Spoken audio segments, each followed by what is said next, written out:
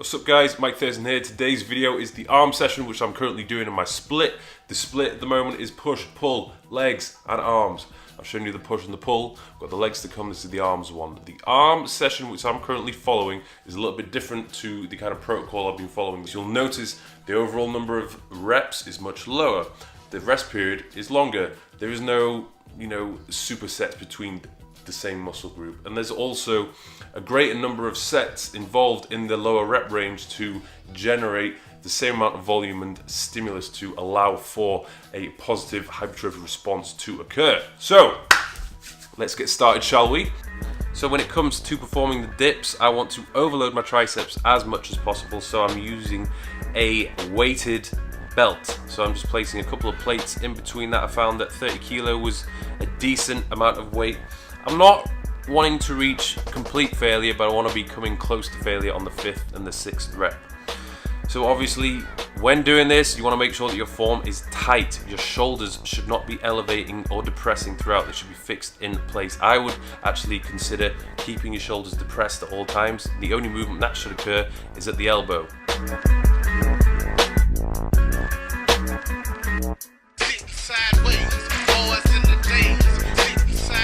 One of the benefits of doing the preacher curls is that you're just completely fixed in place. Okay, so I've noticed when doing some strength work, whenever I use a barbell standing, I find that I'm swinging about a lot of the time. So the benefit of doing this, obviously, I'm fixed in place, there's no movement at the shoulders or the elbows, and I'm really trying to squeeze my biceps at the top of the movement.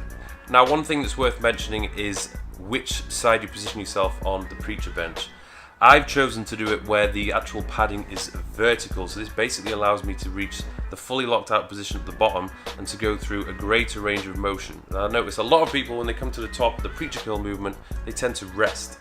And I want to be able to keep as much tension as possible and squeeze the contraction as much as possible at the top of each rep. And one thing I would say, if you are using the easy bar, especially with heavy weight, make sure that you use spring clips on either side, otherwise this will happen. So the next exercise is a flat, close grip, easy bar, skull crush superset with an upright dumbbell supinated curl with a twist. So when it comes to doing the easy bar skull crushes, you do want to be careful getting into position because obviously we are lifting heavy weights. We're aiming for about 6 to 7 reps on this one.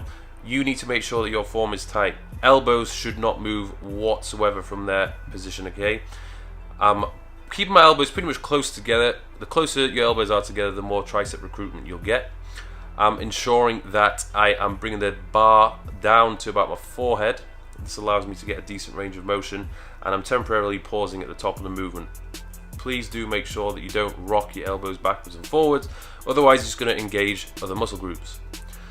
After we've done that, we're going to move on to a dumbbell supinated curl, but with a little twist, and I do mean a little twist, literally. What you're going to do is start off in a supinated position to get maximum bicep recruitment. As you move from the top of the movement down to the bottom of the movement, the goal is to eccentrically overload at the brachialis and the brachioradialis muscles. Okay, so you do want to do this in a controlled fashion. Once you get to the bottom, you should end up in the pronated position. You're going to rotate to the supinated position, curl back up, squeeze the biceps as much as possible without any rotation or momentum being created.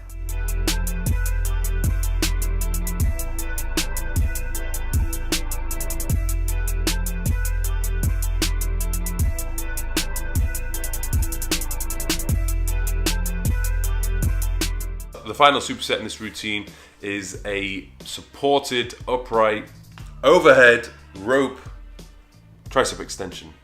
Quite a mouthful. Supersetted with lying cable bicep curls. Now, even though I'm increasing the rep range in this exercise, I still want to go heavy, okay? Now, the problem I have when doing the overhead rope extension without any support is that I feel as though I'm on an unstable surface and I'm kind of rocking a little bit. So it just so happens that this preacher bench is providing an excellent support for my torso. I am kneeling down slightly, but it allows me to stay in a fixed position and lift a pretty heavy weight.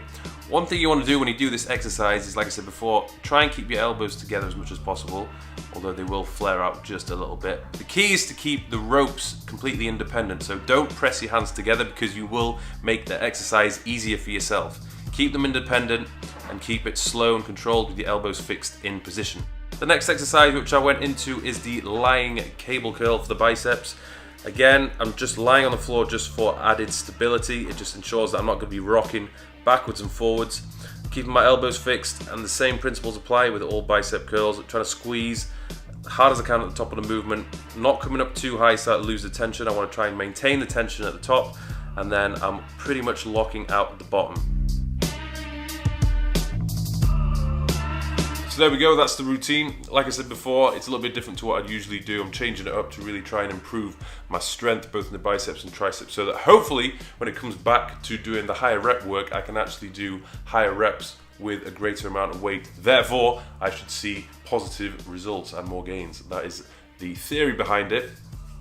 I personally like to do higher rep work. It's just, I guess, I enjoy chasing the pump more, but it's something that's got to be done. You've got to strategically periodize your programming to go through these cycles of lower rep ranges and then higher rep ranges. There's no perfect rep range to follow. You know, people always think, oh, doing 3 sets of 10 is the way to get gains. It's not. You've got to mix it up from time to time, but you've got to do it appropriately and structure it within your program.